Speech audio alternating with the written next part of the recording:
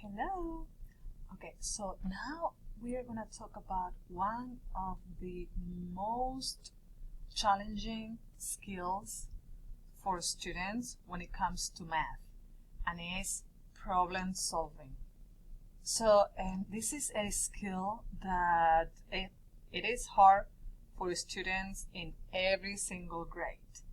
In kindergarten, first and second, they only need to know how to solve math problems by adding or subtracting.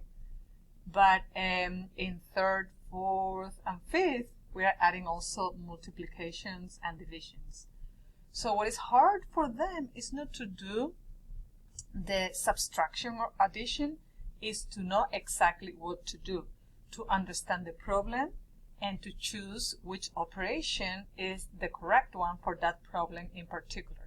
So what I always tell students is to really read the problem a couple of times. Try to understand what's going on in the problem and picture the problem in your head. So if I am reading this problem over here, two bunnies are sitting on the grass, three more bunnies join them. How many bunnies do I have now, or how many bunnies are on the grass now? So I can picture that in my head like a movie almost. I see two bunnies sitting on the grass, and then three more. So now do I have more bunnies or less bunnies at the end? So that's what I always tell them to do, just to picture what's going on like a movie, to really think what's going on and to answer the question, are you going to have more or less at the end? Now, when it comes to problem solving, we are going to have three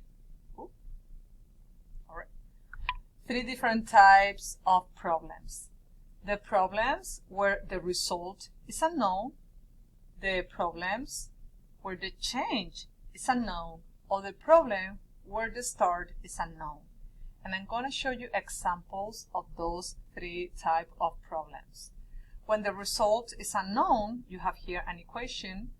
So the result, you have the question mark. The change is going to be the number in the middle, and the start is going to be the first number.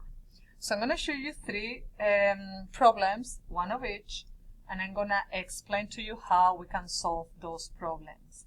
And now here is when this family fact that I was telling you about before comes in handy.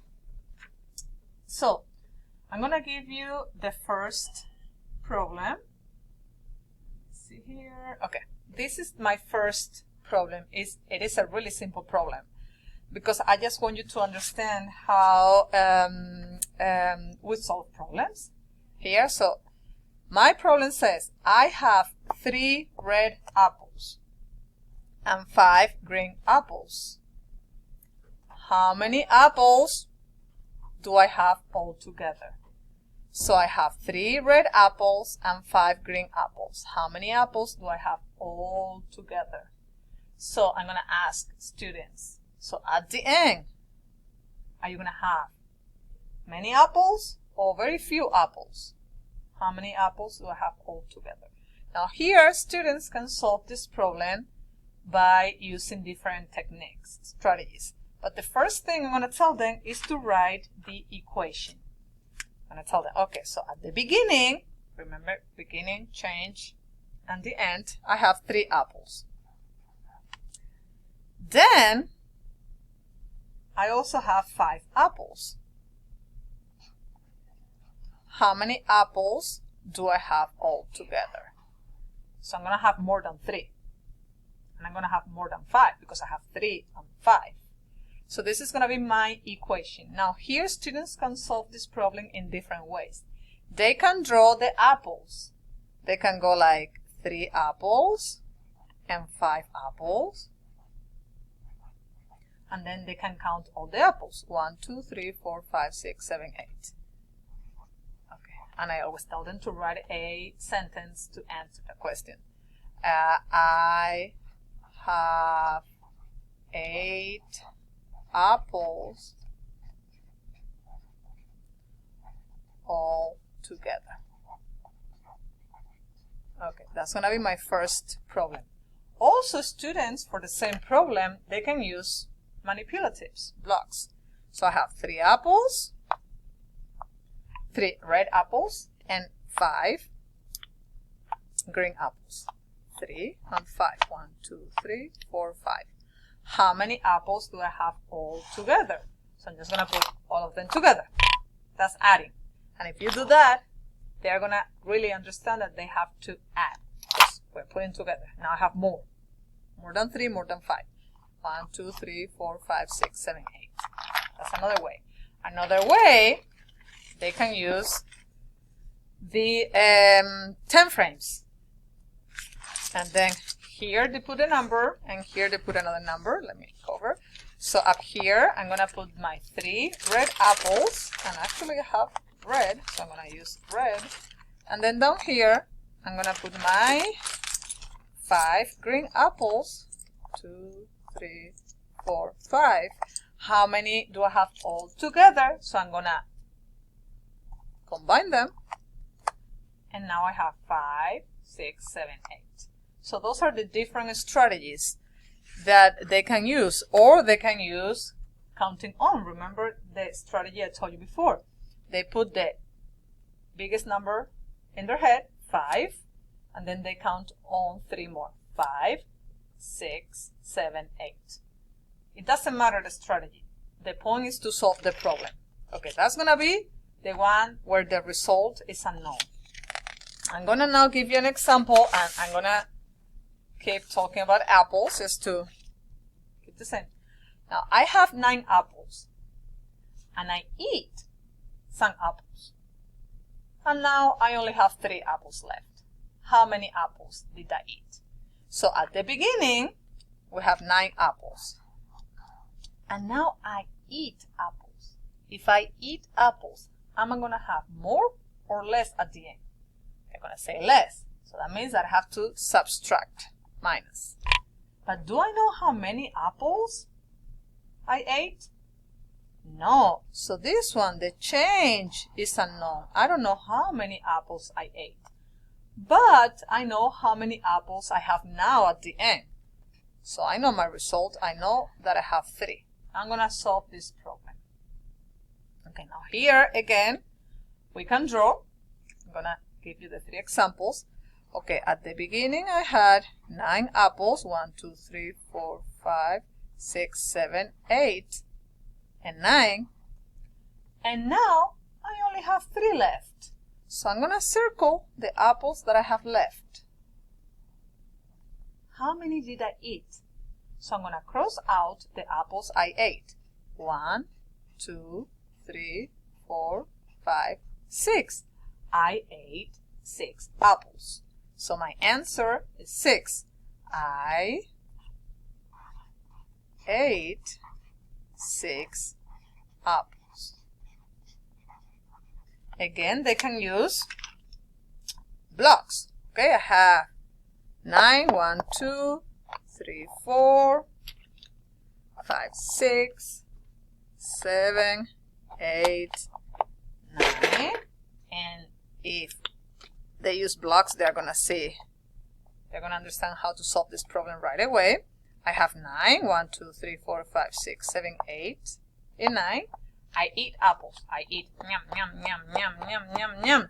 And now I only have 3 left. I only have these 3 left. How many did I eat? Then they can count. 1, 2, 3, 4, 5, 6. Or again, we can use my 10 frame. And I go, okay, so I have 9 apples, 4, 5, 6, 7, 8, 9, and I'm eating. Yum, yum, yum. I'm eating, yum, yum, yum. And now I only have 3 left. How many did I eat? 1, 2, 3, 4, 5, 6. By doing that, you're helping your child to understand what's going on in the problem.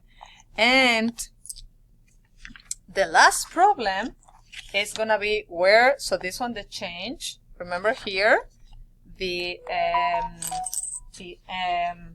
result was unknown. Here the change, but look at this one.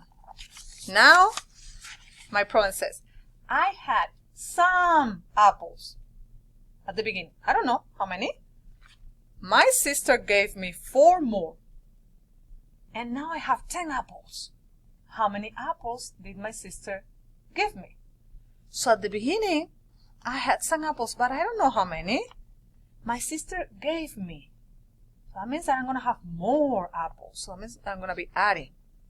And she gave me 4. And now at the end, I have 10 apples. How many apples did she give me? So I can do something similar to what I did before. So I can start with the result. Now I have 1, 2, 3, 4, 5, 6, 7, 8, 9, 10. So this is what I have right now. My sister gave me 4. These are the ones that my sister gave me. How many apples did I have at the beginning? 1, 2, 3, 4, 5, 6.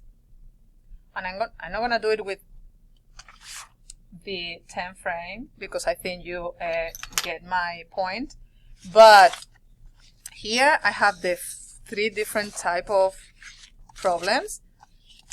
Result unknown, change unknown, beginning unknown. And if I have to be honest, this one is the hardest for the students. Now, if they are really good at this, if they really understand how to do fact families, and they see a problem like this, they are going to know that these numbers are related, and you can find out the number that is missing by using this knowledge. Like here, the same. If they know how to do fact families really well, and they already have this number and this number over here, they know that they can subtract these 2 numbers to figure out the beginning. Because when they have a really good knowledge, really good, strong understanding of fact families, they are going to understand that additions and subtractions are related and they're opposite. So if you subtract these 2 numbers, you are going to get the answer. So if you subtract these two numbers, you're going to get the answer. And even more, if you add these 2 numbers, you're going to get this answer. So when they have a really strong understanding of fact families, solving word problems is going to be easier for them. Now, still, this type of problems, this one overall is a little bit hard for them. Now, the best way to help your student is to practice a lot at home, to give them different type of problems. I'm going to put it back. Sorry. I'm not trying to find mine. To give them different type of problems to practice at home as much as possible. And like I told you before, you have all these tools, virtual tools that you can use at home. And the students, because probably you don't have these guys at home, but the students can practice at home by using these virtual tools. Now, if you would like to have a copy of this Fact Family House, just send me an email and I can send it to you, and I will be happy to do that. So this is going to be the end of this quarter. I hope you are finding these videos helpful. And please, if you have a moment, fill out the survey that is at the end of the slides. Thank you so much, and I'll see you soon. Bye.